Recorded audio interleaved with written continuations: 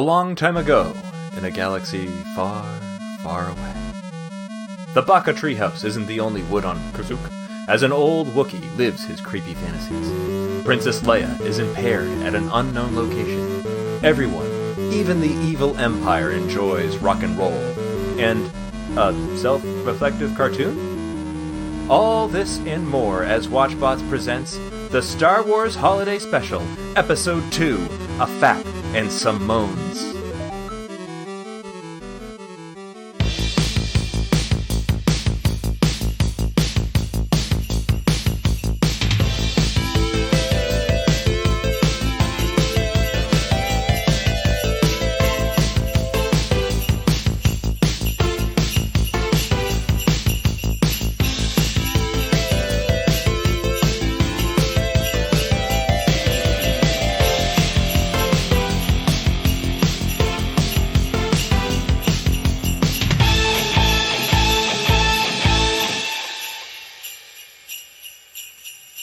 Good day, mates. Welcome to Watchbots, the only podcast not afraid to ask the hard questions like, what exactly is a Wookiee? I'm going to stop the voice. It's cancelled. It seemed like a good idea. Anyway. Lots of things seem like a good idea. This is Ben. I'm joined by Cat Krampus, Shaylin. Hello. And modern-day Clark Griswold, Dave. Let's have a good time, shall we? A great time. So, the holidays, they say, are a time of miracles. So I'd like to start our episode off with a miraculous story of my own, and Shaylin's own. I was there. Shaylin was there. We were driving to our local Target, which is a fine family activity, and we drove by an abandoned-looking house with a dumpster out front. And I have, apparently, a radar for garbage, because as we drove by, I saw a big box, just the corner sticking out of the dumpster. And I said, that's the Teenage Mutant Ninja Turtles logo. We have to hit this place up on the way back. So we go to Target. I'm nervously fidgeting around thinking about like what could possibly be in this dumpster. And that's right. I was excited about trash. And we go back to the house after. And I get out of the car. Was it still there? It was still there. Huh? I climbed up onto the dumpster and I looked in, and it was an 80s and 90s child's heaven. There were G.I. Joe boxes, like pristine vehicle boxes. There were Batman figures. Oh my God. There was all kinds of stuff. Now, a lot of it was empty. And there is a market for things like G.I. Joe vehicle boxes if you wanted to sell them, but I don't want to like pick up trash to sell things. Well, you're already in the dumpster. Well, I wasn't in the dumpster. I was on the lip of the dumpster. You were in the dumpster. We did peer into the dumpster. I did climb up the side, but I did not climb inside. Because I frantically motioned to Shaylin, and I was like, you have to get out. You have to see this. Because there were some gems that we took. Right? So we took a thing full of Tonka trucks, new in the package. It's like a space shuttle thing. We took a Ninja Turtle vehicle, not new in the box, but it was inside the original box. Everything was there. The instructions weren't, but the thing was put together. We found an Ecto 1A, which is sort of like Ghostbusters 2 version. And it had a few random Ghostbusters in there. All the stuff for the car was there. Is that the one with the back seat slides out? Yes. Oh, my. Oh, man. And I have one with seat. the original box I'm like... that I pulled out of someone's garbage. I'm getting all hot and bothered over here. This is amazing. But the true find for me, and this is a big deal. As a kid, one of the things that delighted me above all else was going to Toys R Us and seeing the big boxes, right? So you had like the Ninja Turtles lair, the big G.I. Joe things, just those enormous, 3-foot long boxes. You know what I mean? Like, yeah. So imagine the big Ninja Turtles box that I saw was the subterranean sewer hockey, which, if listeners aren't aware with that particular product, and shame on you, fuck right off if you aren't. It's slot hockey, but it's a Ninja Turtles version. So it had like the Ninja Turtles as hockey guys, Casey Jones. The puck was a pizza. It was delightful. Shredder, Bebop, and Rocksteady are on the other end. Yeah, so it's good stuff. So in this dumpster, right on top, so I didn't have to climb in, and dig through like muck. He Just climbed in the dumpster. a big box, He just pulled it off the subterranean sewer subterranean sewer hockey. It's duct tape shut. Now, I took it on a prospect because it felt heavy. And I had to assume one of two things. Either one, it was going to be complete and have everything. Or two, it was going to be filled with like literal shit or like a dead body. You know what I mean? Like there wasn't going to be a middle ground. Someone's weird rock collection. Yeah. Like, why did they put it in this box? Yeah. And I mean, how old is this rock collection? the box, a little water damaged, which is okay because, I mean, it's 30 years old. It was duct tape shut, but I cut it open, pulled the pieces out, and everything is there. All the figures. Did you wear like protective gear when you opened it up, like just in case it was full of shit? No. No, not only that, he did it on the kitchen table with no I cover. didn't. What are you talking about? The I hell was making did. a joke. Hey. First you jump into a dumpster and you roll around in it and you do all sorts of weird stuff, and then you open up on the kitchen table. This is disgusting. It was honestly like the least unseemly dumpster that I've seen. That's the thing is like. It was like weirdly like someone went into a picture like a playroom of a kid from like 1991, and it's like their dad went in with a snow shovel and was like, if you won't pick up your toys, I'm throwing them away, and just dumped them into the dumpster. Yeah, I mean, the boxes and stuff were in such great condition, and really, we could have done a lot more because there were a lot of loose toys in there, and everything was in okay shape on top, but then it was like, part of me was like, I want to know what else is in here. Yeah. Because there was so much stuff. There was like a Ghostbusters Super Soaker. There was all kinds of crazy stuff. But at a point, it was like, am I really on a Saturday afternoon when it's like 20 degrees out going to just dive into a dumpster? And Well, the answer was no, I couldn't. But it wasn't just 20 degrees. Like the sun was setting and the neighbors had just gotten home and they were looking across the street at us, and our kid was in the back seat going, what are you doing? What are you guys doing? Oh, what a fine memory for your child. yeah, That's great. Dad found the coolest thing that he will ever own. Yeah, I'm sure he'll play with it. Yeah. No, son, you can't. It's If it's like many of our I got to other... restore it. that's an antique. Don't you touch it. So I have an add-on to this story that Ben doesn't know Whoa. about. So I looked up the address of this house because it was weird, right? Like kind of semi-abandoned, no cars, no lights, and like dumpster out front. And I was like, did it get foreclosed on? Did someone get chased out of town? Like, what's going on? And it belonged to Santa Claus himself. I didn't find the real estate record, but I did realize 2 summers ago, I had seen a free, like an advertisement for something free on like our town Facebook page. And I already have some of their toys. Oh.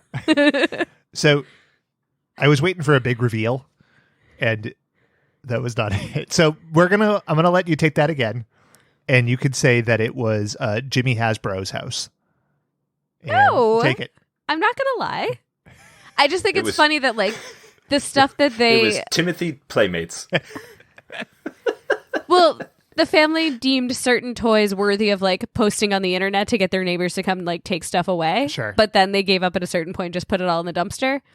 I got Legos, like free Legos from them. And it was like not an insignificant amount of them either. Well, I'll take so- my subterranean sewer hockey any day of the week. Yeah. I'm so glad you told this story. You know me. I'm like a doubting Thomas. I don't believe in miracles, and now like clearly they happen. So thank you. Dave's heart grew 3 sizes today. That's And right. then we called an ambulance. They say all you need is a miracle, and all I need is subterranean sewer hockey. Now, we mentioned the Ecto-1 with the seat that slides out, and wouldn't you know it, that made an appearance in the zeitgeist this week with the new Ghostbusters Afterlife trailer. And did you guys see the all-female Ghostbusters, aka Ghostbusters Answer the Call? I did. Yes. I saw most of it, but I also saw some of the filming of it. Ooh, fancy. Wow. Ooh my! And you got a free toy from them. And you got From a some Legos. dumpster. From a dumpster. You were rifling through Melissa McCarthy's trash. Wow, Ghostbuster Legos. Maybe we could farm her DNA off it. Clone her. Dave, what did you think of that movie? Not necessary, and I mean, even if it wasn't necessary, like just I don't know. I didn't find it funny at all. It felt sort of slapped together. The effects were worse than the first two movies in the 80s. Yeah, and I was a fan of the Paul Feig. Is that how you pronounce his name? It's Feig. Feig? Yes. Paul Feig? Yes. I was a fan of like Bridesmaids and I think it was Spy that he made, and Heat. Like those were really funny. So I was hoping like that comedy carried over to this, but not so much. Not so much. So I think. What did you see it? I saw enough of it. I think we can say, at best, a misstep, and at worst, just a real travesty. So yeah. People were excited when this new movie, Ghostbusters Afterlife, was announced. They had the shot of the Ecto-1 in the barn. Jason Reitman was announced, so the son of director Ivan Reitman. Now, Jason Reitman were excited. I think a lot of people were excited to have like the original group coming back. Yeah, I wasn't. And this linking back to the original thing. I would just want to finish one sentence. Go ahead. I just did. Thank you. I wasn't excited. I was enticed by the concept. Okay. That's what I was trying to say. That's what you were going to. Because I was starting to say something, and then Dave went, "You were excited?" No, that's not the right word. But also knowing Jason Reitman directed one of my least favorite movies of all time, that of course being Juno. So my expectations. Oh, it's were the same in guy? middle. Yeah, but then they announced that the original cast was coming back, the ones that were alive. Paul Rudd's going to be involved, and then this trailer came out, and I mean it's a first trailer, so maybe it's not indicative of the movie, but it's like, well, you know, an all-female Ghostbusters movie didn't work, so maybe. You know, people like that Stranger Things. What if we literally got one of those kids? Oh my God. Made him Egon's grandkids and then had them tooling around a rural town? What the fuck? And it's like a coming of age movie, and it's shot like an indie movie, but with like special effect. Like, Jesus, it looks like just the trailer itself looks tonally off or like unsure of itself. I don't get it. I'll trust a Paul Rudd movie. That guy can do no wrong. So I'll probably see it, but like I'm going in iffy. I love Paul Rudd. I do not have high hopes for this movie. Yeah. I mean, if he offered. And like, whoa, you know, controversy. Nobody is There's more. No surprise in this house. Nobody is more of a Finn Wolfhead than I am, but I just. I just can't with this movie. And like, you know, Bill Murray and Ernie Hudson and Dan Aykroyd are all going to be back, but what are they going to go to, like, fucking Iowa and wander around the cornfields? Like, what the fuck? They're going to Skype in. That's what I'm waiting for. Yeah, that's going to happen. Or they're going to be ghosts. But, I mean, say what you will about Ghostbusters 2, and a lot of people don't like that movie. But that movie... People don't like Ghostbusters 2? That is objectively a bad movie, but I love it because it's so campy where the first one, what am I saying? The first Ghostbusters wasn't campy, but like now. I'm sorry. No, I need you to back up. I didn't realize that people didn't like Ghostbusters 2. That's correct. Literally had no idea. Yep. Huh. Well, I've been living in a really happy bubble up until tonight, so thanks to you both for ruining that. I think that's why the three of us are friends. We're the only ones that like Ghostbusters 2. Ghostbusters 2. Secret of the Ooze. On the Rottenometer scale gets a 53%. Huh. Certified rotten. I'm stunned. Mm-hmm. It's bullshit. Vigo the Carpathian is great. It's true. And Milos? Milos. Yes. Is his name Milos? Yes. Peter Serafinowicz? No, that's not who that is. No, it's the guy from Ally McBeal. Yeah, Peter something or other. Peter McNichol. Pete Sampras. Yeah. He was on Game of Thrones as well. And I think we all know how that ended. Anyway, so that Ghostbusters movie looks like shit. But I'll see it. We're not here to talk about Ghostbusters. No. We're here to talk about something equally as bad. And I've delayed it as far as we can here, but we really do have to talk about this fucking holiday special some more. I don't really have regrets about anything that we do for this show, right? Like, we watch a lot of shit and we do a lot of goofy nonsense. You're welcome. As I was watching this segment tonight the second time to pull the clips and stuff, I was getting really angry. And I was like, this fucking sucks. I don't like doing this.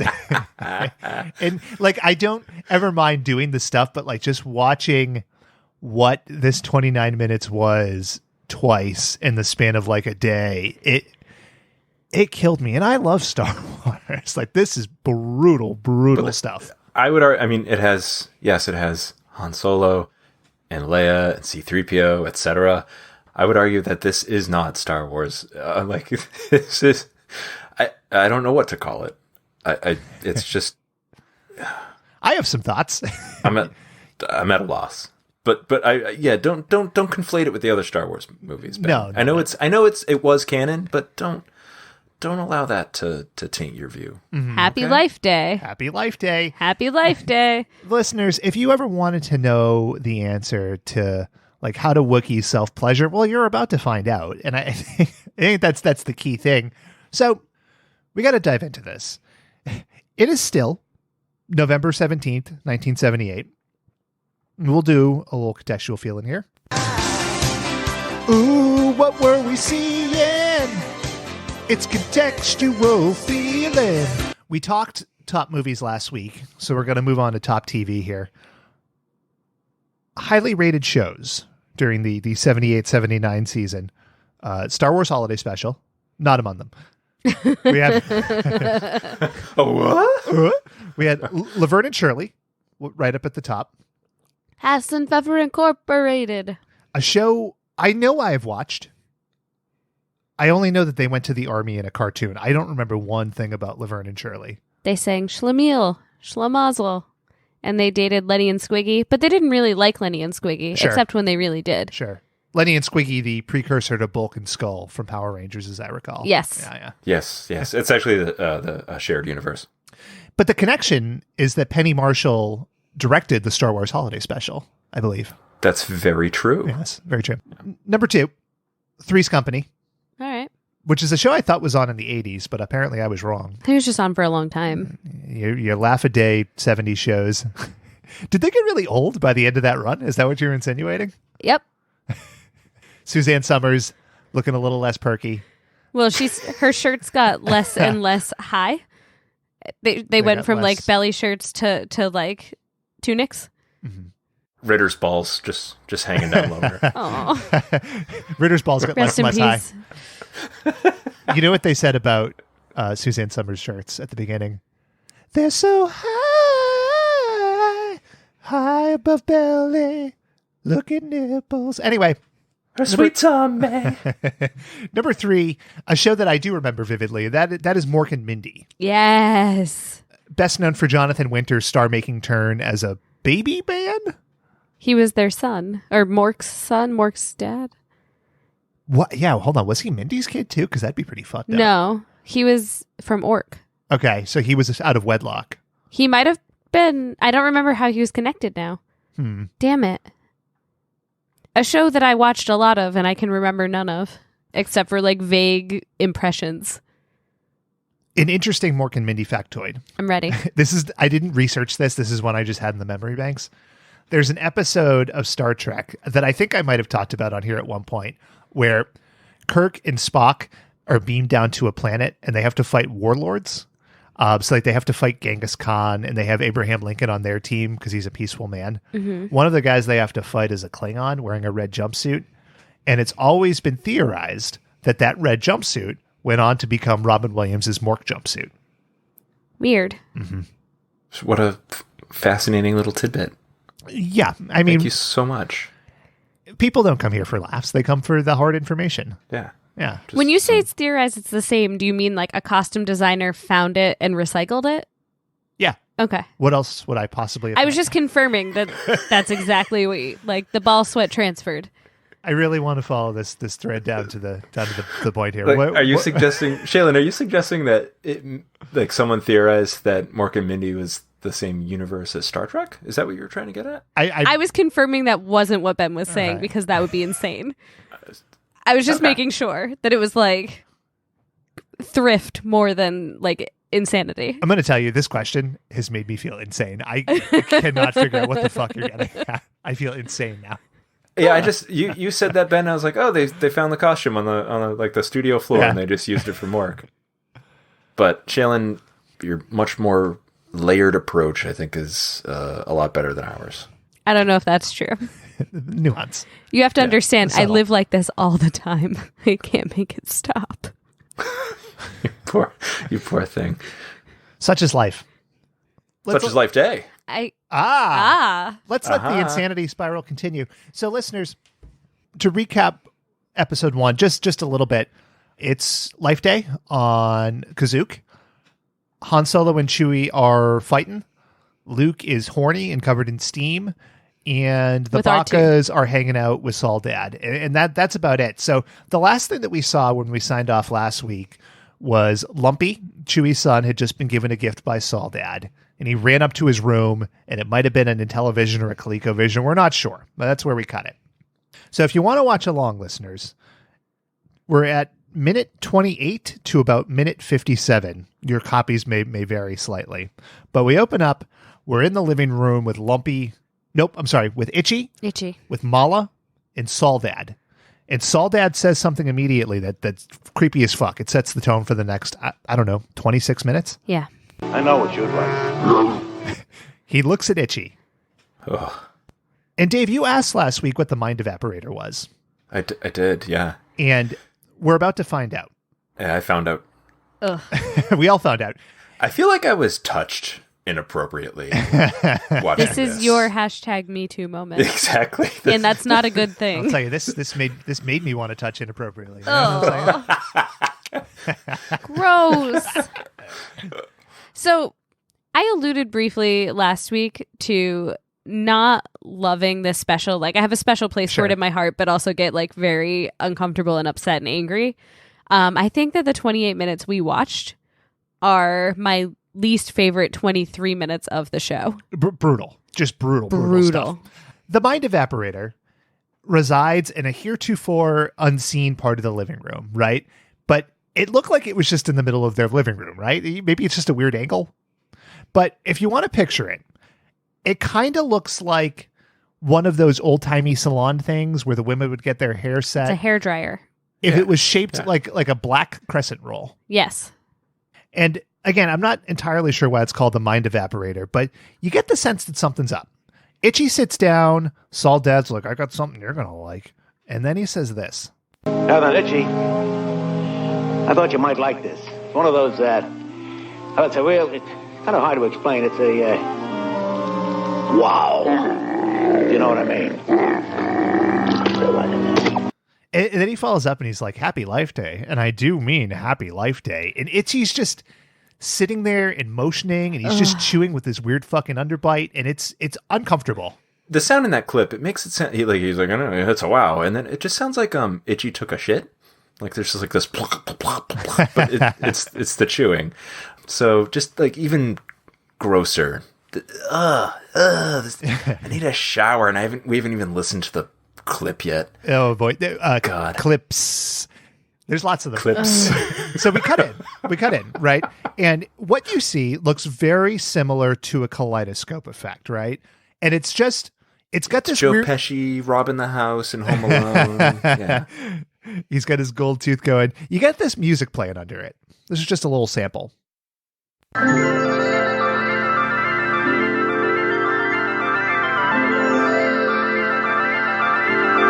So this kaleidoscope effect is going on for almost a minute, and it's just that. It's this big blue effect. And then all of a sudden, some sperm cells swim out. I had the same They're just, I mean, okay, to be fair, we're not scientists. Sperm cells are usually black if you look at them under the microscope. These are white, so make of that what you will. Well, it's actually an interpretation of sperm cells as far as I can tell, because they're dancers. Sure. Or swimming dancers. They're 100% supposed to look like sperm, though. Like, there's no... You can't... Oh, for sure. Yeah. But the beginning of Look Who's Talking, this is not. Right? They've got the little sperm cells going to the egg. Yeah. Or like that episode of The Simpsons. Wow, Homer, you didn't have to be so graphic. Even this has that kaleidoscope effect to it. So like they're swimming into the middle of the screen and everything's turning around. It's very trippy. It's got a very 1978 feel to it, right? And a very 1978 feel, not a very Star Wars feel. I don't know what you're talking about. What's not Star Warsies about this? Oh man, like what? Last week's episode, the first 28 minutes of this, I was like, okay, like they must they were just struggling to fill in and put some comedy into the Star Wars universe. Like they clearly saw the first movie. No, they didn't. Not based off of what we were watching right now. I don't think they watched A New Hope at all. I think they were like, here's 3 characters, and we're gonna write in some family members, and go ahead, Bruce. So Mr. Valanche. I can't cite my source because I can't remember what my source was to begin with. Because it's not That's journalistic true. integrity. But I remember there being like 2 people talking about this specific scene, and they somewhere within the special there was something that like the FCC was like, no, we have to censor that, and they just assumed it was this. And it wasn't, and they were like, oh shit, we're getting pornography on network television. Cool. And those 2 sources were Penny Marshall and Melissa McCarthy's garbage. Is that Bob Woodward over there, Ben? I believe so. I wish I could remember what special that was I was watching. Damn. Good compelling content. One time I watched think the it's show. funny. It is funny. Now, the sperm Like guys Carl Bernstein. fade away, and you get star of music, stage and screen Diane Carroll, and she's got like this white Cleopatra wig, and she's wearing this white dress, and it's like, oh, what is she doing there? And her character has a name, and I'm stalling for time while I pull it up because I forgot to put that in my notes. What I liked about her white dress is that the way that she was framed initially, you couldn't tell if she had a dress on. So she just looked naked. Sort of, yeah. Yeah. Yeah, and I was down for that. Her pink, I think it was pink hair, Ben. You said white? Did you see white or pink, Shaylin? It was sparkly. Oh man, this is like that blue dress all over again. Is it blue or gold? Nobody knows.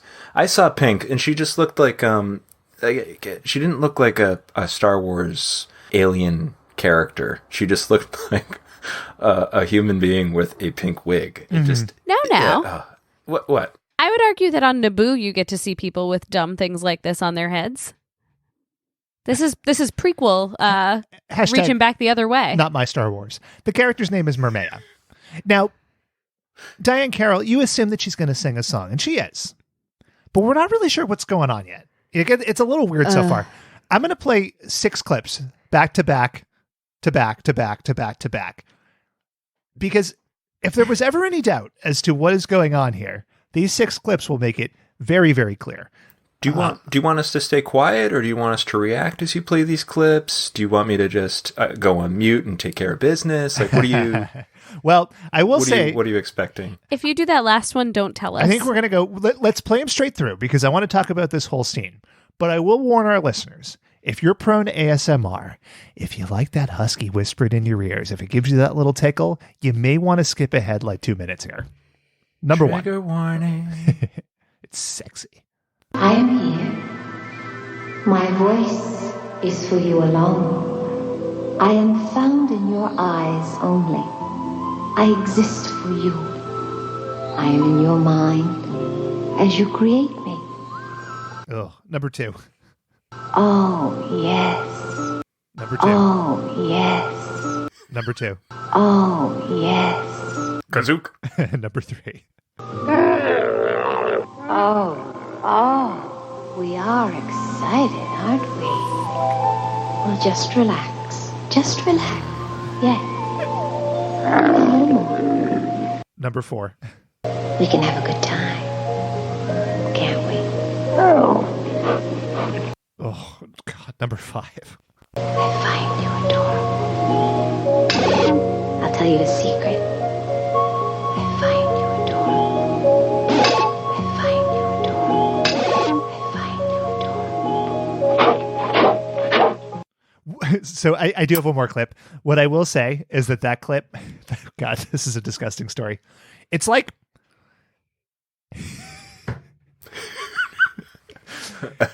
Oh Do you my need me God. to leave the Please room? see, no, this Please is tell the story. This is hard because I know Yes, I am. I know that people that work with Shale listen to this, so I may tell this story and eventually cut it. This is like, you're hanging out, but then you get to that part in the video and you're like, yeah, it's the good stuff, and you just rewind it over and over. That's what clip 5 was. Anyway, here's clip 6. I am your pleasure. This is enjoy being together. Clip 2. Oh, yes. So Are we excited? Oh, yes. Shaylin, did you go dumpster diving the other day? Oh, yes. Oh, really? Did you find a lot of good toys? Oh, yes. Oh, that's a weird reaction to that. I hate you both right now so much. I'm so grossed out. Diane Carroll, did the check clear? Oh, yes. So there's not even... you can't even say that there's pretense to this because they don't show Itchy, like, whacking it or anything, but this is so fucking softcore porny. It is insane. Ugh. It's crazy. Why is this in here? I don't understand what they were trying to accomplish. Like, did they say, oh, a lot of nerds really liked Star Wars, so maybe nerds will like Diane Carroll being like a weird sex object? Uh-huh. I don't know. I don't get it. Like, what about A New Hope? When you're seeing that, like, it's like, oh shit, like, I need to know more about Chewbacca. Like, does he have a backstory? Does he masturbate? Is his dad really into porn? Does his dad love cranking it? Yeah. What the fuck? Do they use lube? Does that mess up their fur? Like, yeah, all sorts of questions that Bruce Vilanch wanted to answer. It's wild stuff. And so the visuals of it are, there's just these fade ins and out of Diane Carroll. And she's moving like very provocatively. And Itchy's just sitting there and he's grunting and groaning. Oh, that's the worst part. Like, it'll go to, like, all right, just camera, just like linger on her face. That's fine. Stop cutting to Itchy. Just going, like, oh, it's disgusting. Like, cause it just makes it more. Oh God, I can't even talk. It is so gross. Now, but like, I'm aroused. Oh, yes. Now, yeah, exactly. Aside from like how fucking wild this is on like a variety show aimed at children, right? And that I have to think about this old Wookiee just whacking off, which is crazy. Shaylin, agree? It's disgusting. It's horrible. Think about this situation. The mind evaporator is in like the middle of the living room and it's like the middle of the day. Yes. Maybe though, I just had a thought. Oh, this is an epiphany. Okay. Maybe it's like in Demolition Man when Sandra Bullock and Sylvester Stallone, like, they get it on in like VR. Maybe, you know what I mean? Maybe like Itchy doesn't have to do the dirty business himself. Or like the wedding night in Coneheads. Mm-hmm. Mm-hmm. Just like that. His son's wife, his daughter-in-law, was in the room with him when they hooked this machine up. Wookiees are a different species, though. They're not man. Don't bring man's law into it, Shaylin. Still gross. Get off your high horse. No, I'm disgusted. It's like, you're sitting at the computer late at night. Anyway, so... Keep hitting that rewind button. Skip back 15 seconds. You know what I'm saying? So I'm going to keep bringing it up. So there's no way you can cut it out. I wasn't going to cut it out anyway. I generally don't. I don't do things like that. But you've got integrity, much like Shaylin's journalistic abilities. Mine is showing ass integrity. Shaylin's committed to getting the truth out there, and mine is not paying attention to either of you. That's Shaylin's integrity as well. Here, no, I'm just look up here. You're just looking down. What are you not feeling this? You're like Itchy, not feeling it. I don't know. I think he was feeling it pretty well there. Was he though? Because are we in agreement that this is like a softcore pornography program that Sauldat has given him? 100%. I think we agreed on that 5 minutes ago. I would argue that this then is the worst pornography program because she's being very provocative and she's like, I'm your pleasure. And yeah. And then feel me with your eyes or whatever she says. And then she transitions into singing a bad James Bond song. Yes. I called it In Your Eyes Only. Here's a little clip.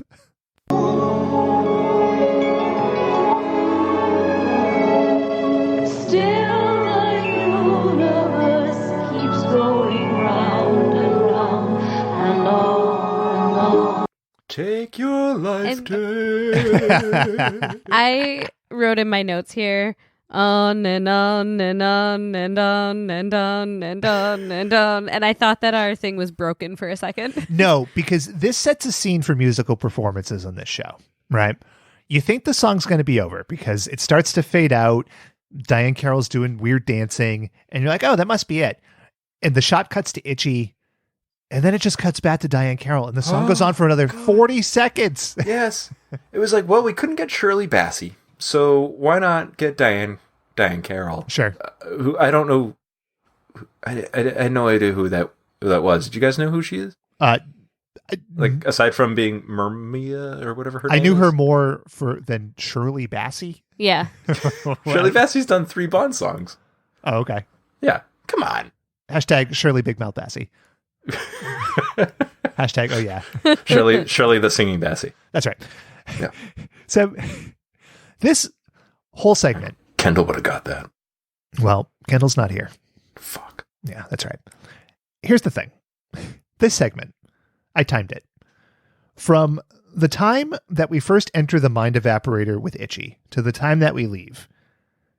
We've aged 700 years. 6 minutes and 45 seconds. Ugh.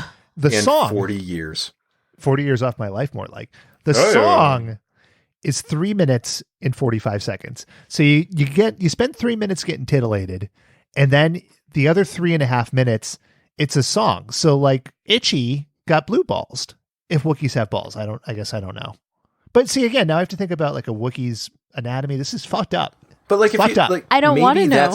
Maybe that's how they masturbate. Maybe it's like the anti-porn that really gets them off. Mm-hmm. You know, it's like in Star Trek. You know, they need the matter and the antimatter.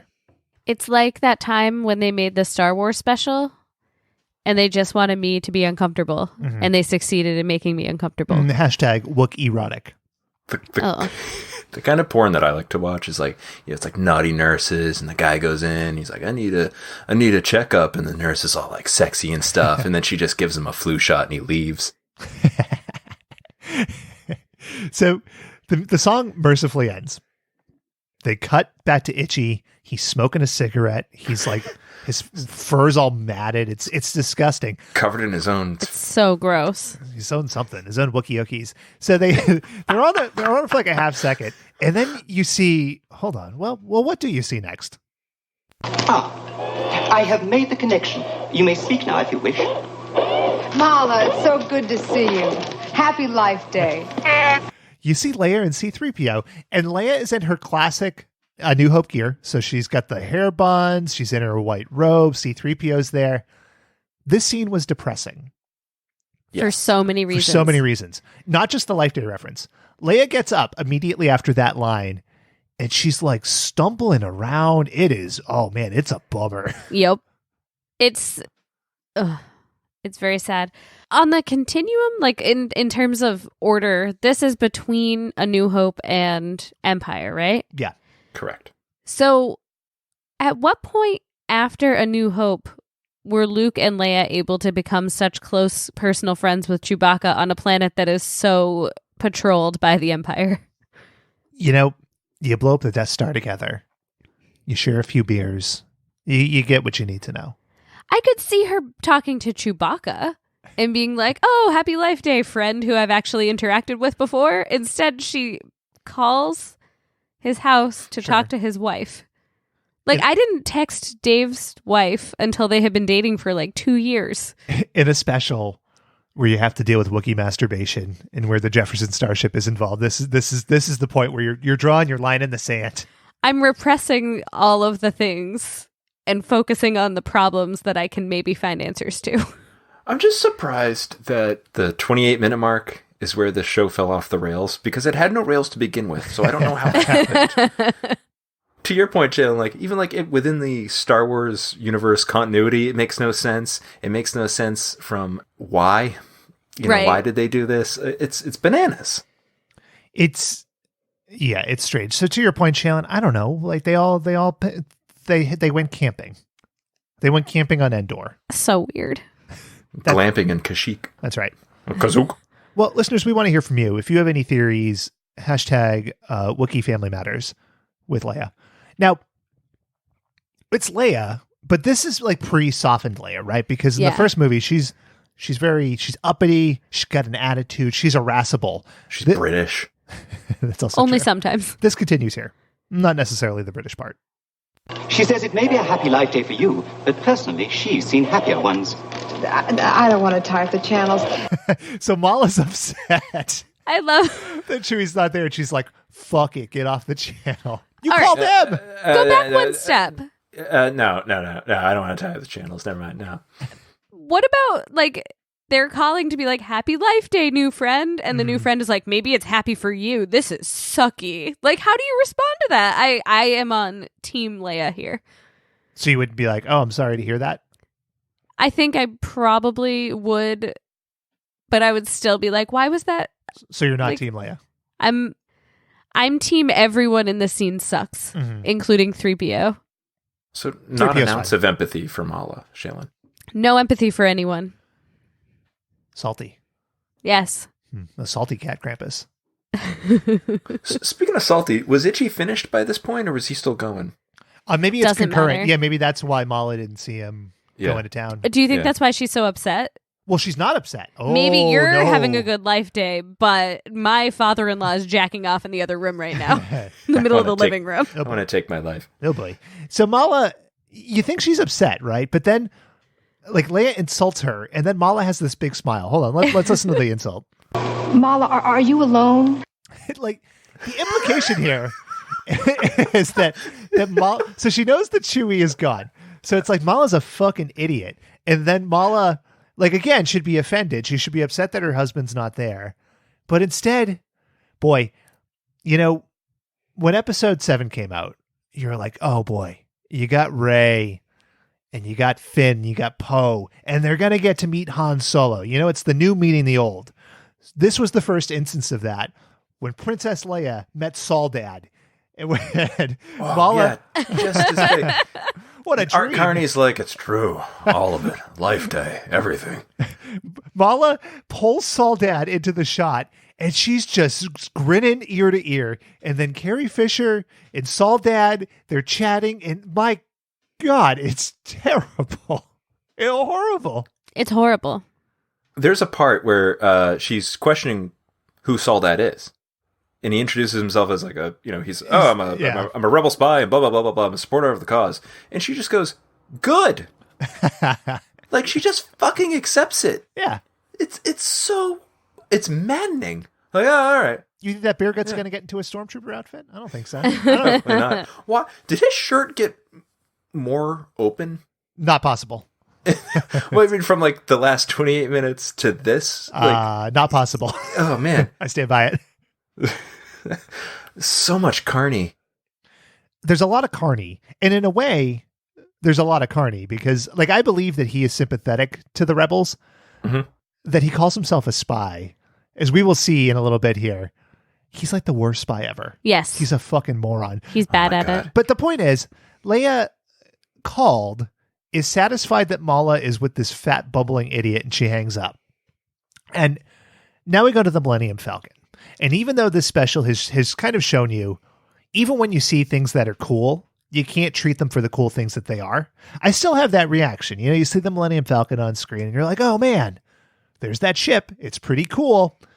But you're back in the same old cramped cockpit and you're reminded very quickly of what you're watching. You know, if you're like Shaylin and tried to like bleach your brain for the last few minutes, Which I'm trying to do. you're back. I feel the same way about you too, pal, and your family. It's like family. your family. So Han, They sound like I'm pretty sure they filmed this in like a blanket fort. yeah, Yeah. yeah. So he has to kind of sound muffled because the blankets around him just, sort of, muffle his voice. I'm sorry about your family. So It's true, all of it. The blanket fort, everything. so they navigated this blockade, right? You didn't see it. You don't know what's going on, but Harrison Ford's like, we navigated the blockade, pal. We got to park on the north side. And it's like navigated the St. Patrick's Day parade in Chicago. it's like the north side of what? Like Chicago, clearly. like the planet? It's a long walk. And north side of Chicago would be even further because that's not even in the same star system. It's just like, what are you talking about? It's on the planet of Pervasic. Falsified his star maps. Anyway, don't forget. Don't ever forget what day it is. Happy Life Day, pal. Oh, yes. Now, now we leave the Millennium Falcon. So then you're back in the Bacchus house, right? And you hear a ship. Well, I guess it could be a ship. It could have been an earthquake or a foghorn. You don't really know. And everybody in the house, all the Wookiees, saw that, are like, that's the fucking Falcon. And it's like, is that the only ship that would possibly be flying over this area? Does it have a distinct noise? That's the engine of the Millennium Falcon. Like, we know that very well. Maybe they do. Maybe they do. I mean, the Falcon is a relatively famous ship within the Star Wars universe. Mm-hmm. It's like, but yeah, if you blindfolded me, right, and you started up 5 cars, I'd be able to pick out my car and be like, that's my Blue Betty. So maybe this is the same kind of thing. But so if they know, like if we use that logic, right? Like, sure. That's the Millennium Falcon. They're idiots because it's not. It's not the Millennium Falcon, mm-hmm. right? Maybe it actually was because they were going to the north side. They got to hide the ship. Mm-hmm. You know, I skipped a line though. So they're headed to park the ship, and then Han's like, "Here we all go to the north side. I pick up my friends. I start to ride. Ride all night. I could ride all have day. Forgiven so much more of this if any of them were real." Gwen Stefani showed up. It was fucked. But okay, so the Wookiees are all freaking out. There's a knock on the door, and they're like, "Daddy's home. Here's Daddy." And they open it up, and it's a separate Death Star guy from the one we saw last week, an Imperial officer, and 2 stormtroopers. Now, you guys remember in A New Hope when Luke, he blasts in, he sees Leia, and she looks at him. What does Leia say to him when she sees this stormtrooper? I forget. Oh, you guys are no fun. Aren't you a little short to be a stormtrooper? Which would indicate that stormtroopers are all of a general height, right? Like not like the Rockettes. These stormtroopers, one of them has to be 6 inches shorter than the other. Yep. It's not even close. I just assumed Rick Moranis was involved somewhere there. Could be. We'll use that joke every week. I thought Shailen was in a stormtrooper costume. I thought they were doing, like, by accident, like the forced perspective thing that they did for the Hobbit movies and the Lord of the Rings movies. Like, they were just like, one guy was far back, but he's like 6'5", and another one's really close, and he's 4'2", like, but they're the same height, and they keep switching. Oh man, like, one guy looked like a shrinky dink. Yep. Like, he wasn't like a short man. He just looked like they shrunk him on film. It's so weird, but this is where you cut to commercial. And you come back, and you would think, right? Your villains are here. Shit's going to go wild. But there's one thing you can say about the Star Wars Holiday Special, above all else. It does not follow convention. I was going to say a leisurely pace, but you are also correct. Because these Imperial guys, they walk around the house for legitimately 60 seconds, and nobody says anything. Oh my God. They're just slowly wandering around. Do you think that this was like the predecessor to the Peter Griffin, like the joke is kind of funny and then it gets not funny, but if you do it long enough, it eventually gets funny again? Yes. They're like, okay, so the stormtroopers come in and they're kind of menacing, but there's a really short one, so you're going to giggle. And then they're going to walk around and you're going to say, this is pretty boring, but they're going to keep walking around until you start to laugh. But that would mean that the scene was intended to be comedic, which I don't think it was. Like, I think they were trying to make this very tense, but all you hear is, like, their footsteps clunking around and, like, the studio, like, air conditioner going on and off. Mm-hmm. Death of the author. Intent doesn't matter. It's a joke. It is a joke. You're fucking wrong, Shailen. Shailen, can you give me a tight 5 just on Star Wars? No. What's the deal with Imperial officers? Their hats are funny. What do they serve on those Star Destroyers? Peanuts? Hashtag not my Star Wars. So we mentioned Soldad. that he's just a bumbling fool. Yes. And, well, the rest of what we watch is pretty much that epitomized. We start with this. Your identification. Oh, identification, yes. It's a very important thing, identification. I never leave the shop without my identification. It's very important, just in times like this. I just found my identification. I think it's in my pocket there. So he's just stammering around like a goddamn idiot. Oh, man. It's a riff on like vaudeville. I understand what it is. And I don't understand why it's in Star Wars. Thank you. Is it a joke? Hashtag it's a joke. Why? I'll tell you why. Oh, officer, that picture you're looking at right now was taken quite a few years ago. That's one of me. I've gained quite a bit of weight since then. And then, like, oh man, he's stumbling around and he's talking about these leather identification cases. It's painful. It's painful. So last week I was like, why the fuck is Art Carney on this special? Like, why did they pick Art Carney? And this week, now I know. Danny Kaye was dead. Well, two of us will get that. But like Art Carney's on here because like, I disagree with you. He fucking brings it, Ben. He's bringing it this scene. He's outacting everybody. Well, I guess that's that not hard when some of them are big Muppets and some of them don't have dialogue. No one else in the scene has their face visible. That's true. So of course his acting seems somehow better. He's acting against like stuffed animals. But I would argue that he's not the best actor. That maybe the best actor is the Death Star guy, right? Because you got the stormtroopers who are searching by doing such things as like literally caressing statues. It's wild. Ugh. But then the Death Star trooper decides, you know what? There's a Wookiee missing. We know this kid's dad's missing. I'm going to try with the kid. And here's what happens. Hello, little guy. Where's your daddy? These things have no respect for authority. And he's right, because he very kindly says, hey, little guy, where's your daddy? And then Lumpy attacks him. All right. In Lumpy's defense, when I was a kid, I was always told that if someone asked me where my parents were and they weren't home, I was supposed to lie and say, oh, they're just in the next room, or oh, they're just in the bathroom. Right. Because you're never supposed to let an adult know that you're a child home without supervision. Mm-hmm.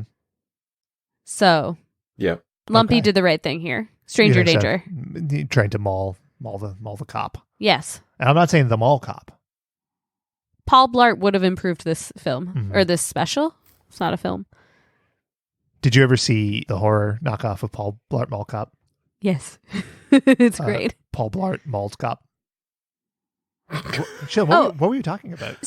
I thought you were saying Paul Blart chopping mall. No. They someone recut the preview where it's like this very dark music and it's like Kevin James on the Segway. Sure. Just like coming around corners and everybody's like screaming and running away. And it's supposed to be like, it comes from the dark. I was making a pun. Yeah, no. A pun. I liked it. A pun. Now, I got it. Saul Dad goes off to the kitchen. And Saul Dad, I wrote down that he has no chill, which is true. Accurate. Malone, you come in the kitchen to help me. So God damn it. Malone, you come in the kitchen to help me. Oh, yes. So he yells at Molly. Play it again. Malone, you come in the kitchen to help me. And so I watched that. Uh-huh. You were talking earlier about like rewinding. No, my pants weren't down. I wasn't jacking it or anything. But, sure. But I rewound that so many times, just fucking dying, like tears pouring down my face. Like, oh my God, it's the best clip you've ever pulled. One more time. Malone, you come in the kitchen to help me. Now, the real question here is, what is he asking Mala to do? Because we don't find out in the segment that we watched. You could theorize that he's going to ask her to make Wookiee. Well, that's possible too. There's a marriage proposal that's on the table. We've already heard about Wookiee. He like forced a smooch from her. Now, Shaylin. Yes. I know you've established yourself as the investigative reporter here. No, but I needed to know what Wookiee were. So I went to the source. Okay. And I can reveal my source. What's your source? Wikipedia. A Wookiee is denoted as a flat, round, yellow food that Lumpy likes. A flat, round, yellow food that Lumpy likes. I thought the Wookiee was a cookie you had after Nookie. Well, Dave, you're coming disturbingly close to something that does exist. You can take that cookie and stick it up your A. Yeah. I did it all for the Nookie, as it were. There's something starfish that's so vile that I'm going to leave it to the imagination. And if you sick fucks want to look it up on the internet here, you can. The term is Ookie Cookie. Ugh. I'm just going to leave it at that. Leave it at that. Hold on. You go. Don't do it, Dave. You guys want to know. It's all up to you. So Mala goes to follow Soledad, who just screamed at her, into the kitchen. And she goes by the table and she goes to grab her present from Soledad. And you're thinking, oh, maybe they're going to use this against the Empire. And it's like, maybe it's a weapon, or maybe it's a household item maybe it's just a suitcase. They're just going to fucking beat the shit out of these stormtroopers. But no. The Death Star guy grabs the case and won't let her take it. And then Soledad is dancing around. He's gesticulating a lot. I'm going to play a clip while you guys look up Ookie Cookie. I'm not looking Just that up. know that Soledad has been told to get on with it. And it's not an Ookie Cookie. Okay, there we go.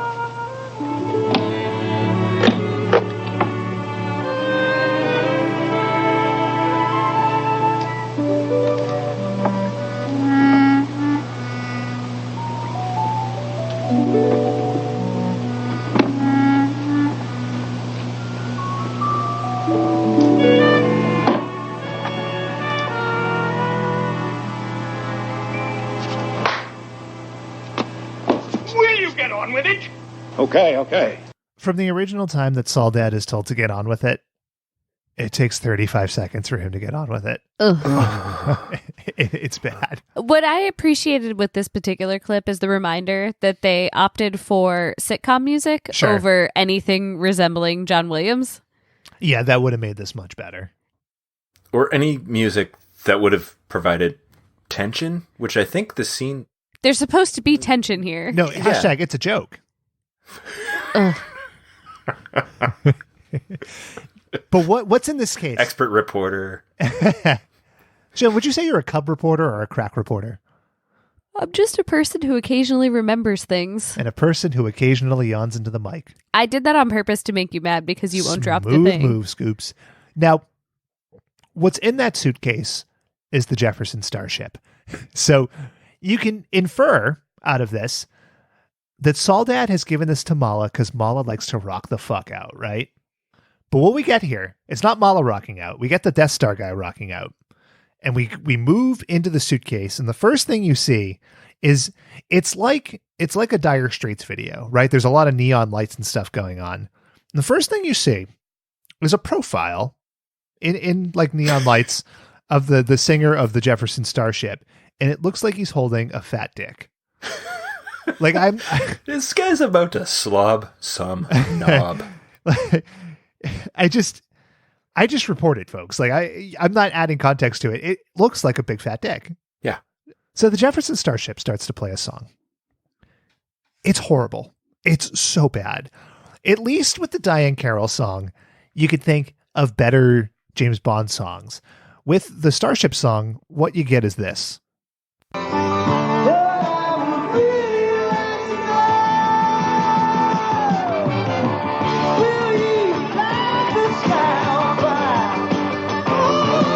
It's off key. It's interminable.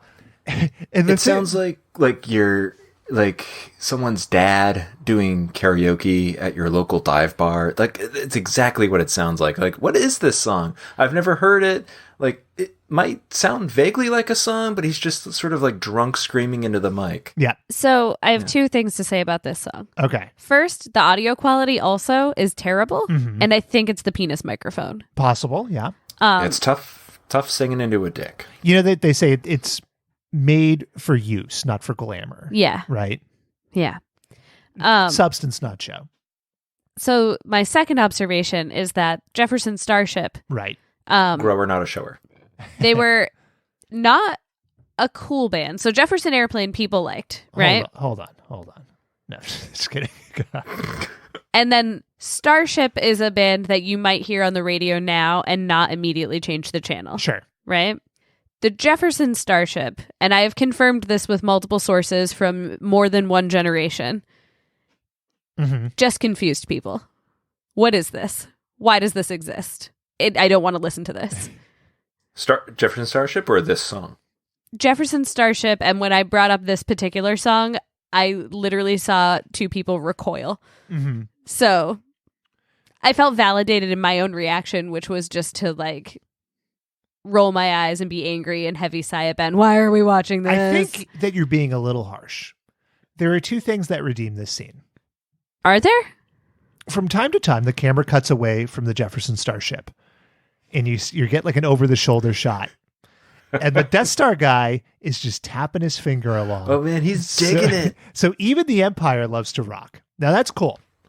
The other thing, my voice cracked. I'm excited. The dick microphone. It's funny. Yes, the dick microphone is funny. Yes. The third thing, this is, without a doubt, not in question, the first music video. I still disagree. MTV wasn't around for another 5 years. The Tammy Show existed well before this. I don't know. Was that on before or after Lawrence Welk? What is the Tammy Show? It was a big music video with multiple bands. It was like live MTV, but then rebroadcast because it wasn't broadcast live. Like that aired after Gunsmoke. It's also like the Rolling Stones Rock and Roll Music Circus. Rock and Roll Music Circus? Exactly. That's what I was thinking. You pull up your copy of the Saturday Evening Post. You sit down in your rocking chair on the porch with a corncob pipe, and you pull up the Tammy Show. Just because you refuse to educate yourself about things that happened before 1970 doesn't mean things didn't happen. Television didn't exist then. So this is the first music video. And this is another song. There's a weird, bizarre shot. The music starts to fade out, and you get a shot of the Death Star Trooper looking at the... he's looking at like the briefcase thing, and Soldat's just wandering around in the background, and the song's fading out, and you're like, oh, that must be it. But no, it cuts back to Starship, and just like Diane Carroll, the song goes on for 40 more fucking seconds. Oh, God. So the problem I had with this song, there's a lot of problems I had with this song, but the main one I had was like, it was, you know, it's supposed to be this tense scene. Now, it wasn't tense, but it's supposed to be this tense scene. And then they're like, oh, you know what? We'll make this even more tense. Or like, you know what we need to do in this scene to like really cap it off? Fucking Jefferson Starship. Let's get like a big, you know, hot pink vomit of a song on there and just undercut everything that we've at least attempted to do. It's just so like, I don't know. Like I said earlier, I was like, did they ever see A New Hope when they wrote this? But like, I question if they ever saw like a movie or a show. Have they seen a movie? Yeah. Well, or read a book. The good news is the song eventually does end. Thank God. It kind of sounds like this.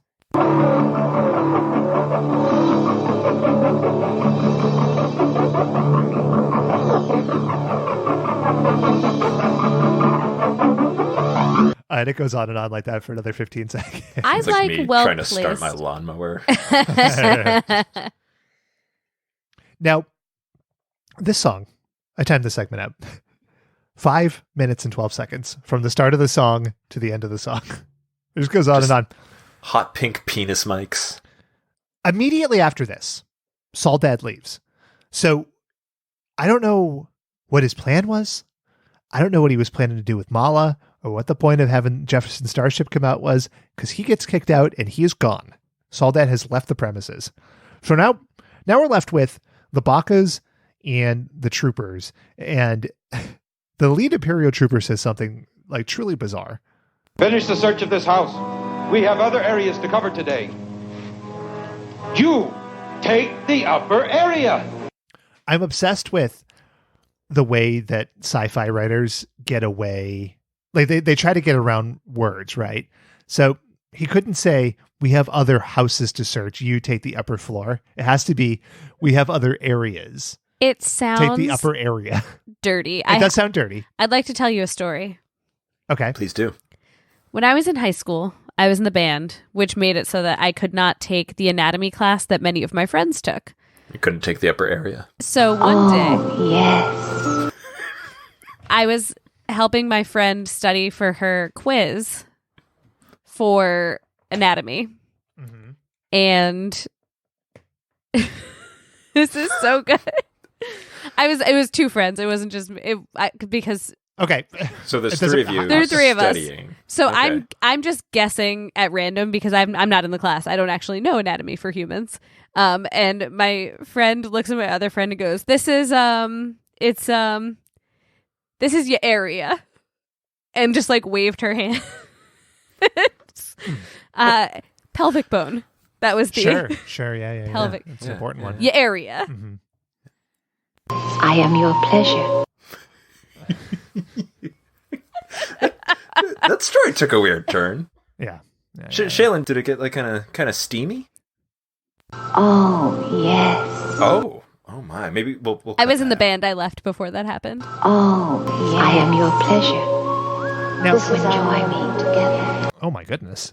So Wow, what a steamy story, Shaylin. I didn't expect that from you. now, aside didn't from either. saying area over and over, that line of dialogue is a little weird because I thought that these stormtroopers knew who Chewbacca was, right? And they were coming to this house very specifically.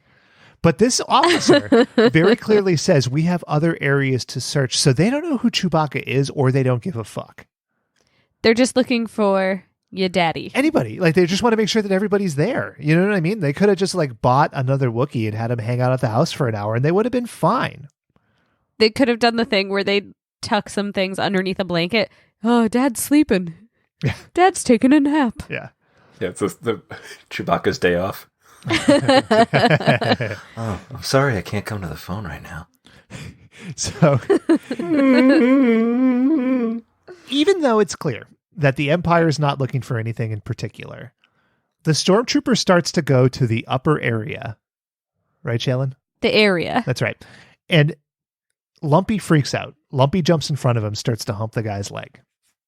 Seems reasonable. Itchy stands behind Lumpy, and Itchy is thrown aside as if he is the weakest being that has ever lived. Exactly. They just throw a fucking Wookiee. Like, those things are huge.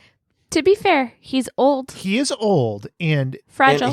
And he's spent. I was going to say, as we learned from Mickey and Rocky, women weaken knees. So maybe he just wasn't at full capacity. Yeah. And Dehydrated. so they're like, put your kid on the shitter or something. So they bring Lumpy over, and I love this. They put headphones on him.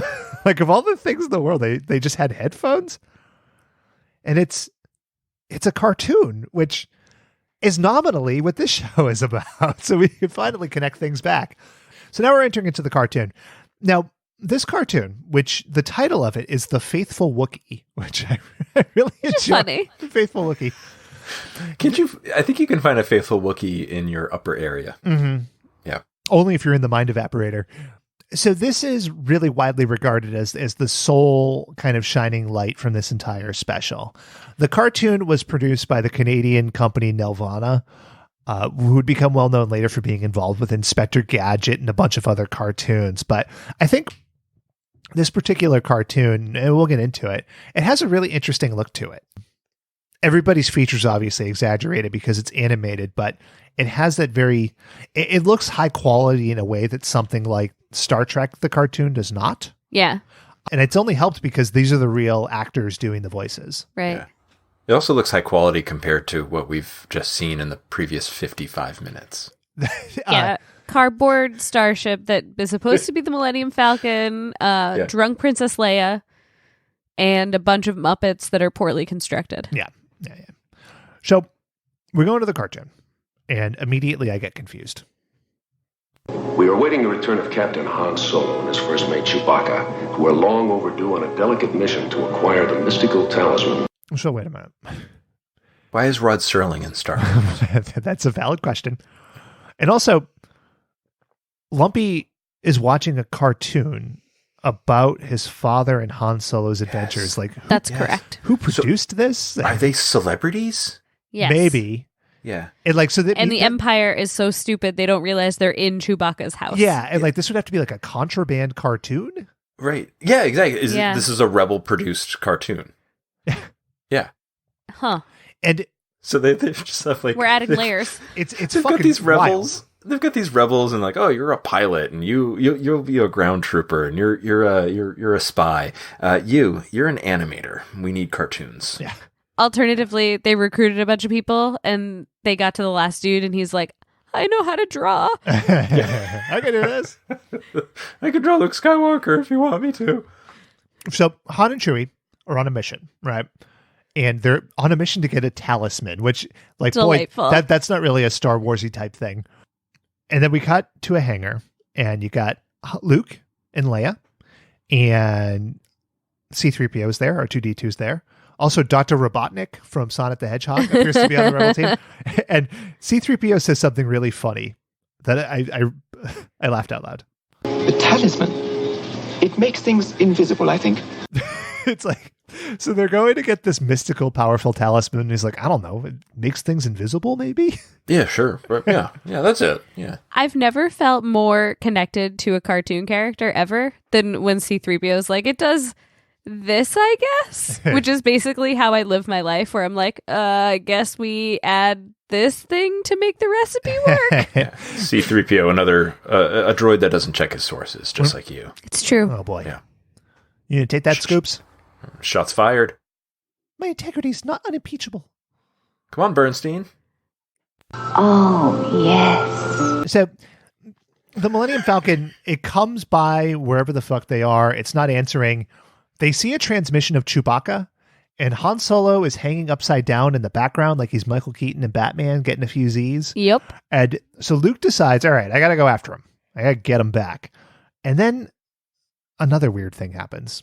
Go figure. What'd he say? If something has happened to Captain Solo and Chewbacca is alone, you will need me to interpret. Throughout the movies, Luke talks to the droids. So that he doesn't understand what R2-D2 said here. That's a little plot hole. Yep. That's a big film flub. Oh, I thought he was talking about Chewbacca. That's also true, but he also speaks to Chewie. That's true. The point yeah. remains. Yeah. Fucking sloppy shit, Nelvana. I guess I shouldn't have expected anything better.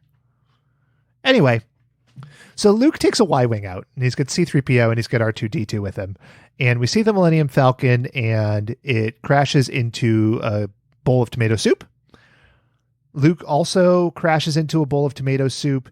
They are attacked by a big friendly-looking dinosaur. It's not Denver. I looked. I don't think it was Denver. It's possible. But then Star Wars. Then something interesting happens. Somebody shows up. A hero, a friend out of the mist. You are alone? I have 2 droids. We've come in search of the ship that crashed near here. Maybe I can help you. I am Boba Fett. This is the first appearance of Boba Fett. Weirdly, no accent. Yeah, it was early for him. He developed that later. But he's not there on his famous ship, the Slave One. No. He is riding an ostrich dinosaur that eats machines, I think. It's a Yoshi. Okay. Now, we know that Boba Fett not to be trusted. You know, he's a bounty hunter. But here, in 78, we didn't know that. But Dum Dum Luke, well, he's a dum-dum.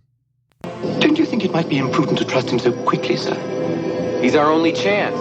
And besides, he seems like a friend. How wrong you were, Luke.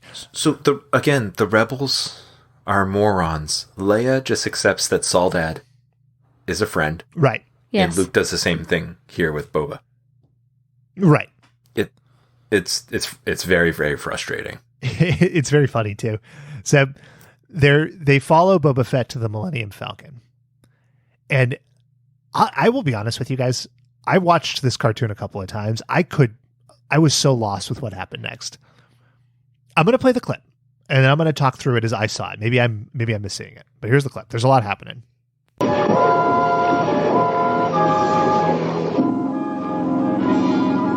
Chewie, you got the talisman. What's wrong?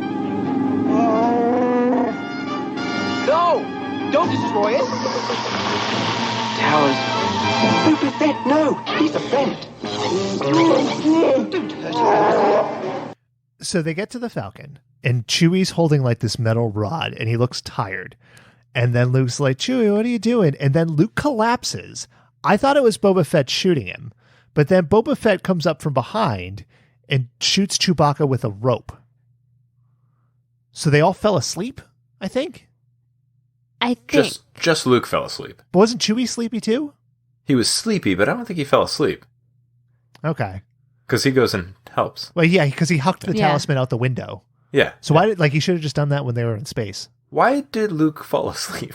Because the talisman makes you fall asleep, which is why it doesn't make you invisible. They had to hang him upside down, I think, with Han Solo, because the blood rushed to their head to wake them up, maybe? Right, yeah. I just assumed he liked sleeping upside down, so when he fell asleep, Chewbacca was like, here, friend, this is more comfortable for you. No, see, he likes sleeping upside down because he's like a bat. Right. You know, like it helps his persona. Exactly. A Batman. Yeah. That seems so stupid. A Harrison Ford Batman would have been good. That's a missed opportunity. He rails Vicky Vale, and then he sleeps next to her in these gravity boots. What is that bullshit? Come on, Burton. Yeah, it's fucking ridiculous. Why does he do that? Who sleeps like that? Oh, like he's Batman. It's a symbol. He doesn't have to sleep like a real bat. Fucking Burton. It's supposed to show you that he's kooky and awkward. You know what they say? There were bats in his belfry. I'm in the kitchen, boiling society. Anyway, so Boba Fett conveniently knows of a serum, and he's like, I can take you to the city. And it's like, there's a city on this tomato soup planet? That's weird. So he takes Chewbacca to the city. I want that as a clip separately. There's a city on this tomato soup planet? That's weird. Well, then you can pull it on your own damn time. Yeah, pull it on your own damn time. Scoops. Disgusting. Get out. So they go to the city, and I had a thought. I guess I don't know Boba Fett's whole backstory. Like, I know tragically he held his father's head in a helmet, which was pretty fucked up. And he was like kind of Australian. But did Chewbacca not know who he was? Because when you get to The Empire Strikes Back, which is pretty close in time to this, Boba Fett is a reputed bounty hunter. Yes. Is this where his reputation came from, this first encounter? Like, I would have thought that Chewie, Scourge of the Underworld, would have known this. He's not a scourge of the underworld. He's a known smuggler. Those are different. Right, but he must have run across bounty hunters in his day. But maybe he was a low-level smuggler to the point where he didn't have bounty hunters of the caliber he of wasn't, Boba Fett. Because he owed Jabba a lot of money along with Han. So yeah, it's kind of the joke. Anyway, it's sort of weird. Hashtag it's a joke. So they're wandering around this city, and Boba Fett's like, hey, hang out in this alleyway. And then all of a sudden we get a narrator pop in, which is very weird. But he walks over to like a video phone, Boba Fett does, and the plan is revealed. I have made contact with the rebels, and all is proceeding as you wish, Darth Vader. And you're like, oh shit, Darth Vader. And then the screen fades to black, and that's where episode 2 ends. Another cliffhanger. Dun, dun, dun. What will happen to the faithful Wookiee? We don't know. We'll find out. So we're halfway home here. Thank Jesus. And I think for this episode, we really can only rate it on 1 to 5 of Itchy's crusty, matted pubic furs. Shaylin. 1. Okay. Turgid Wookiee. Nostalgia, but also it's shitty. Do you think Wookiees have like a cloaca? I don't want to think about it. Yeah, but you have to now. I don't want to. I'm not gonna. So a 1? Can't make me. I give it a 1. Okay. Like I said, this specifically the Itchy watching pornography and the Jefferson Starship part of this like special. Those are the 2 things I hate the most about this special. Okay. And so we conveniently jammed them into 1 episode. It's not convenient. They're just next to each other. I know. All right. Dave? 5 out of 5. This was so bad and like irredeemable. Like it was like irredeemable, and then it just started to like I saw the light and I was like, you know what, I'm just gonna let this wash over me, and I'm just gonna accept it. And I enjoyed the hell out of this. I would watch that Jefferson Starship music video over and over and over again. The world's first music video. Exactly. Yes. Wrong. Definitively. Yeah.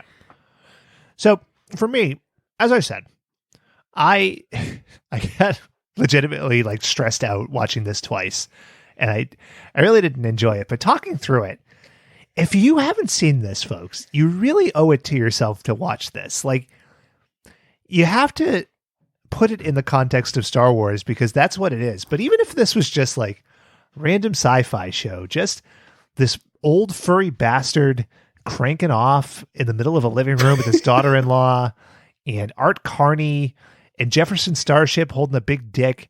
It's so bizarre.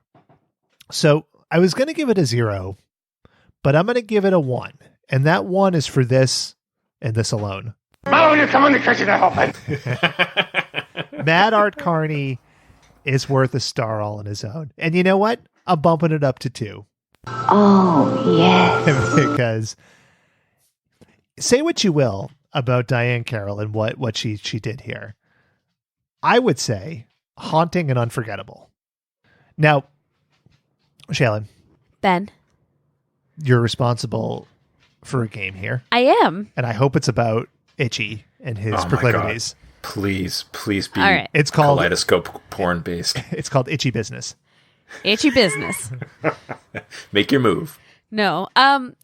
So this game went through a few different experiments. Unfortunately, the data did not back up the test theories, which was problematic for me. Mm-hmm. So originally I was going to do, is this a quote? Is it that? Well, we're doing a this or that. It's just a different version of this or that. So originally it was going to be, is this a quote from a Star Wars star or a porn star? In light of Itchy. Alt title. This ain't Star Wars XXX. Or is it? So we're playing Star Wars or porn stars. That's what we're playing tonight. Where's the punctuation in that title? It doesn't matter. Is that it's a flexible. semicolon? There was a lot of emphasis in there. What about Shaylin? Punch Up? Possibly porn Star Wars? But there's another star in there too. There's 3 stars. Wars. Okay, well, 3 stars. I don't know what the name is anymore. This Anyway, game. What are we doing? We're playing this or that. So you have 3 options to choose from for this or that. Oh, so it's a this, that, or the other. Correct. Uh-huh. Is this the name of a star? Uh-huh. Is it a character from Star Wars? Or is it an adult film star? Okay. I so badly can you throw in a 4th option on the fly?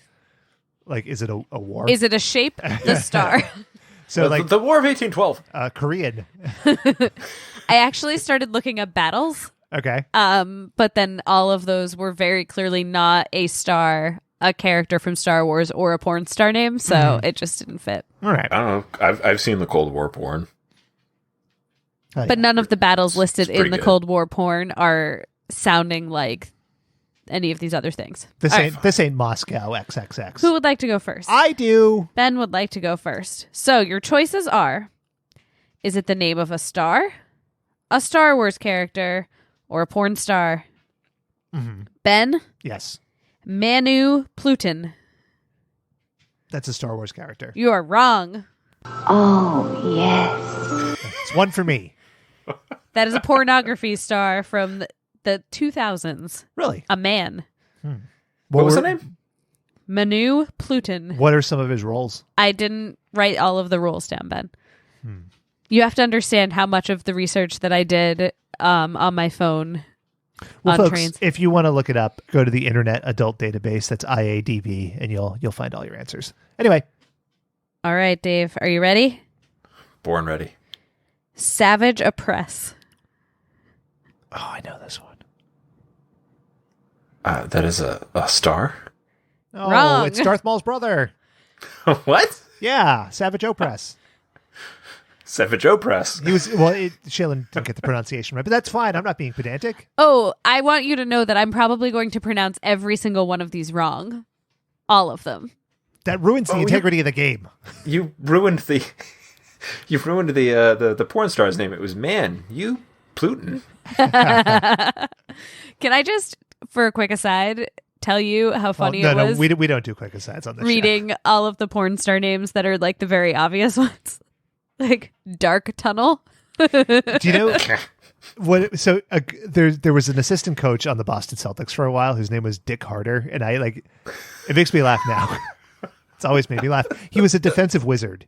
So, Dick Hardy is one of the porn star names that I decided to not use for this game. Okay. Ben? Yo. Anal Rammy. Star Wars character. That's wrong. It is a star. Anal Rammy? AINALRAMI. Huh. It's the brown star.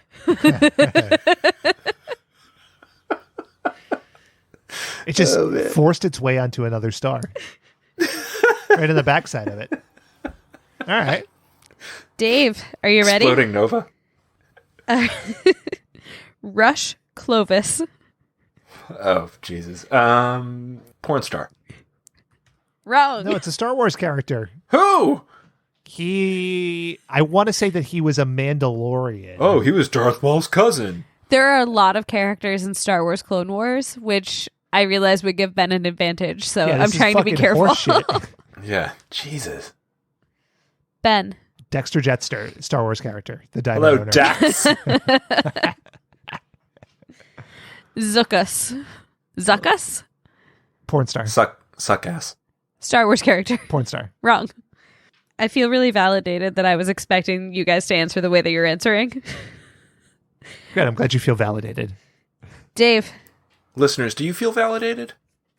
Dave. Oh, yes. God, the voice of the listener is just so erotic. Oh man, I'm glad. I'm finally glad they're getting a platform to speak. It's music to my ears. Is this a star, a Star Wars character, or a porn star? Torcular. Oh God, I have no clue. It's a star. Dave with the first point on the board after 3 rounds. No. Because I've seen that term on Urban Dictionary, and that's when two people are getting down, and then one of them puts torque on the other one's jugular. No, that's not what that is. No. Torcular is like your partner is like just really giving you a really friction heavy HJ. Oh boy. Yeah. All right, I'm real uncomfortable. Shaylin, can I ask you one more question? Yes. There's a lot of diversions here. When I put the episode together, do you think it would help the game if this music was playing under it? Yeah, maybe. Sure do. All right. Well, we'll see. Sure do, bet. We'll post there. We'll All right. fix it in post. Round 4. Yes. Prince Yeshua. Porn star. Ben's got it. Broke his penis once. Why do you know that? Better not to ask. Dave. No, I want to ask. I don't know. I don't know. You see things on the internet. I think he broke his penis. I'll look it up. You continue the game. Dave, a Star Wars character, or a porn star? Sienna Ree. Star Wars character. You got it. Yes. Not to be confused with Sienna, the porn star.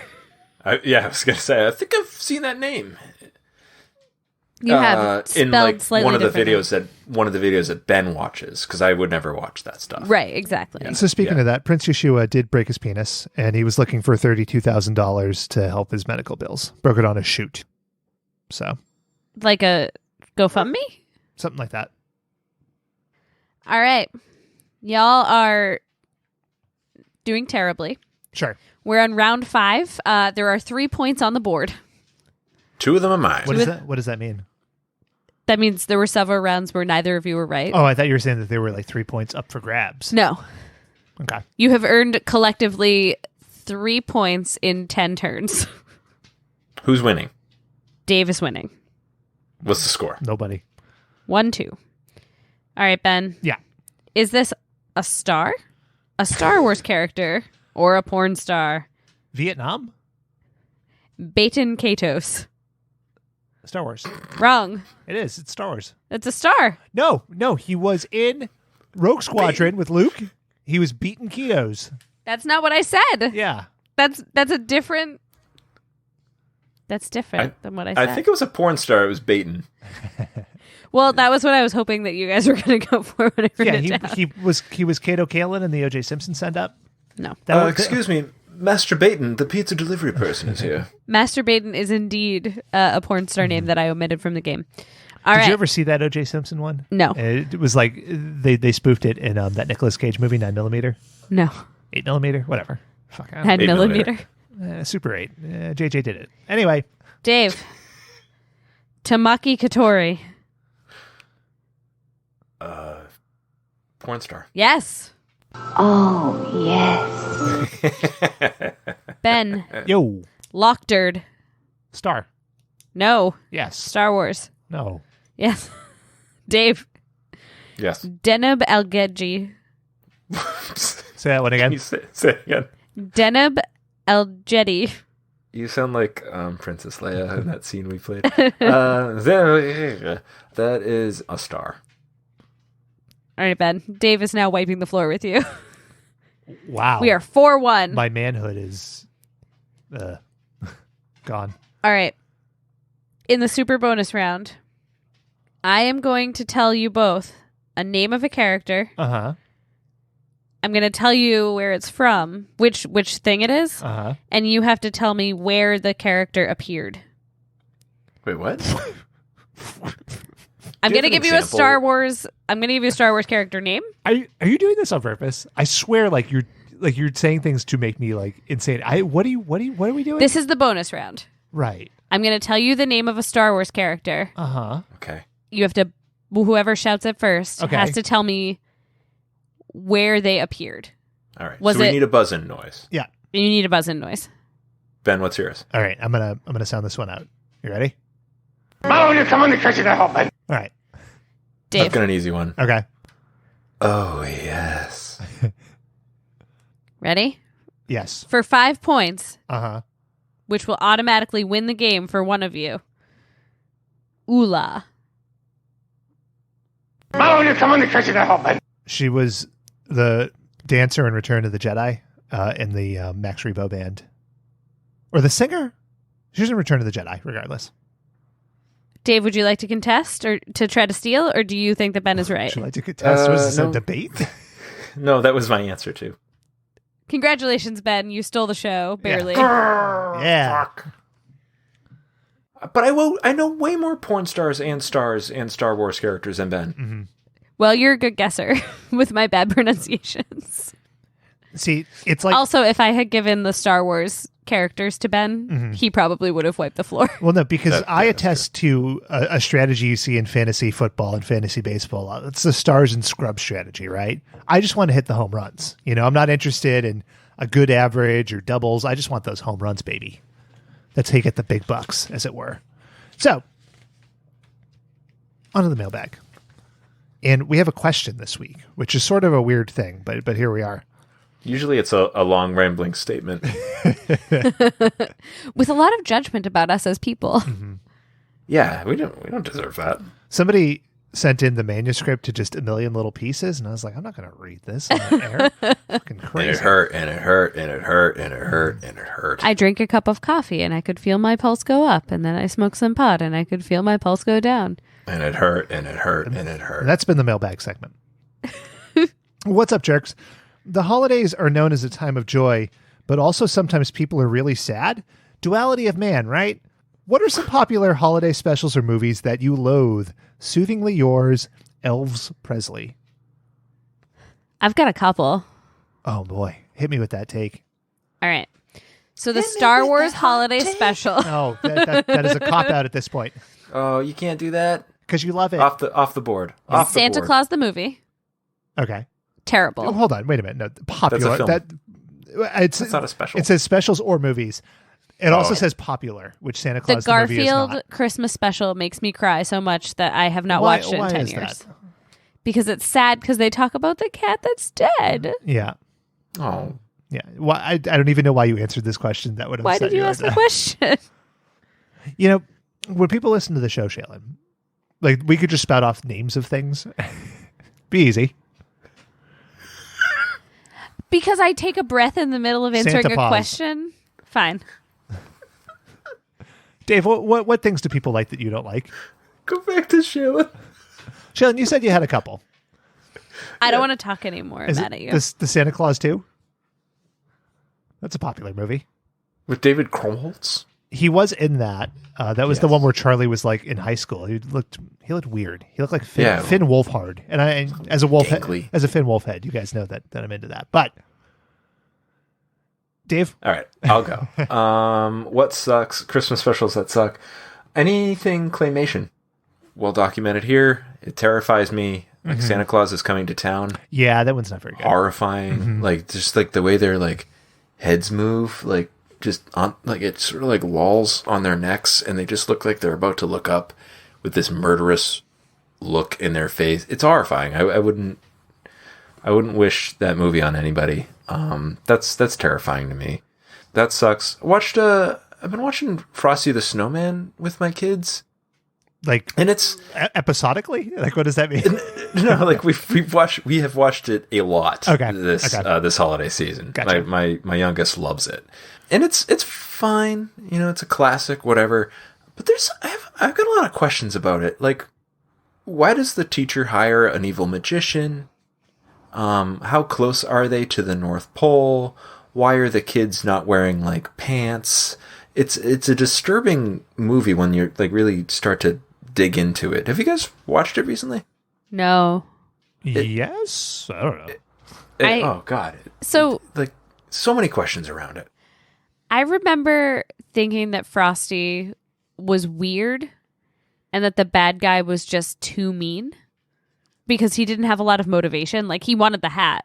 Sure. But also he could have just asked nicely to use the hat. And I'm pretty sure Frosty would have been like, sure, friend, why not? Right? Because Frosty's kind of dumb. Mm-hmm. Yeah, exactly. I think that Rudolph is rife with a lot of issues. Issues? Including but not limited to all of it, the entire movie. It's basically just capitalism, but all the bad parts, none of the good parts. There's a little bit of misogyny in there, too. I would say a lot of misogyny. Sure. And also, the end of that movie, they rip out the Bumble's teeth for no reason. That's not cool. Not cool. Not cool. Also, stop motion, and they're therefore terrifying. Yes. Ben, what about you? What sucks? So this one will be controversial. I admit it. I don't like It's a Wonderful Life at all. At all. I think it's boring and it sucks. He's a whiner and he deserved to stay dead. He is whiny. Yeah. Oh, jeez. Oh, your money's not here, Ben. It's like... It's a Shannon's house. Give me a Jingle All the Way any day of the week. Oh, hell yeah. It's just boring. It's bad. It's slow. But it gave us Bert and Ernie. It's a bad movie. Do you want me to upset you? White Christmas. Oh my God. Everyone doesn't have to love the movie, but everybody should recognize it's different than Holiday Inn. That's all I'm saying. They're different movies. What was the difference? What was the key difference in there? Blackface. Yeah. Okay. Big difference. Big difference. Also the cast. Also the plot. Also the everything but the music. Same songs. Dave, how do you feel about White Christmas? I think it's my favorite Christmas movie because it doesn't have blackface. Mm-hmm. Yeah. It's a strong quality. That's why it's Shailen's least favorite. Right. No. There's a fantastic line in White Christmas that goes under-recognized in the world. Okay. When what's left to you gets around to get what's left to be gotten, what's left to be gotten won't be worth getting whatever it is you've got left. What the fuck? Oh, so it's a beautiful line, just tight writing. It's Valanche-esque. I feel like I'm like loaded drunk. Like I've watched you say that. I don't know what you said. I'm the same way. I might be drunk. Crazy. It's Phil telling Bob to live his life in the now. Listeners, we want to hear from you. What popular holiday things don't you like? You know, speak your truth. Hashtag Yule log of poop. Hashtag mistletoe. Not that I have a log. Hashtag mistletoe. Hashtag Pule log. But thank you, elves. And we want to hear from you. Email at watchbotspod.com. So we're halfway through this nightmare. I want to say the worst is behind us, but I know not. We've got some Harvey Korman still to go. We've got 2 more Harvey Korman appearances, apparently. We still haven't seen Beatrice Arthur. We got Beatrice Arthur. 3 more itchy, just jacking it segments. Are we And going to make Leia it? didn't. I want to put it out there. I got to bleep that again. I'm just going to keep saying it. Do you know how aggravating it is? Yes, I do. God, That's why I did fucking Christ. This is a poor idea. No bad idea. In the future, if we're going to pick a long special, we should do like a teaser episode and then a fast forward the rest of it episode. What does that mean? Like we could have done last week and talked about what we're looking forward to, and then we could have done the rest of the entire special tonight. And just the episode would have been 4 gotten hours through long. it. Yeah, it would have been really long. We could have talked less about things. What would you have talked less about? Itchy jerking off. Incorrect. No, that needed at least 60 minutes of pontificating. And you know what? We've been recording for like 12 hours, you know what? right? Here's what I'm saying. Ben's shaking a finger right now. Next week, you would talk about bypassing things. Babe, we're going back. We're spending a whole episode on itchy cranking. Oh, fuck. Oh, man, I can't wait. Next week, it'll be a Ben and Dave episode with no Shaylin present. It'll be episode 3, Revenge of the Cranking It. Revenge of the porn. No. It's gonna rhyme with Sith. No. That's what Cranking It. It's like you have a lisp, you know. Or it could be we could just skip number 3 and go with a new poke. That might work, but he's not really poking anything. That's true. Crankvenge of the crank. Anyway, we're gonna make it. We can do this. We'll power through. We made it this for far. The holidays, because we have to see how Life Day pans out. Yeah. So far, it's been a Life Day of despair. We know that that's not what Life Day is all about. Life Day, that crazy Life Day. Do we have any last theories at this point as to what Life Day actually is? Baiting on Life Day. Okay. What's one vote for baiting? It's how you get itchy. 1 vote for sexually transmitted diseases. And as for me, be more wholesome. It's about life. That's what it's all about. I think Han's going to make it. Han and Chewie are going to make it. And right. I think they're going to have a pretty fun, eggnog-filled Life Day. Mm-hmm. Yeah. Why is it eggnog-filled? I don't know. They're not on Earth. They're not even of this galaxy. I guarantee you there's a tree involved. It's probably a tree. Mm-hmm. You can follow us on Twitter, Instagram, and Jiffy at WatchBotsPod. Subscribe, rate, and review on iTunes, Spotify, Stitcher. I don't know, wherever. For Dave and Shaylin, this is Ben. Thank you for listening to another holiday edition of WatchBots. Until next week, if you put a mind evaporator on your wish list, do your loved ones a favor and put it up in your study or in the basement. Don't put it in the middle of the living room, you fucking sickos, you perverts. Listeners, are you going to come back for episode 3? Oh, yes. Can't wait to see you. Mallow, you come in the kitchen to help me. Oh, I guess we got to go. Bye. Coming, Soldad. You can come in the kitchen, you can come in the mind evaporator, it doesn't matter. Oh, yes. Yeah, just come in your beds. It's fine. Oh, hadn't stopped recording yet. Oh, damn it. Bye.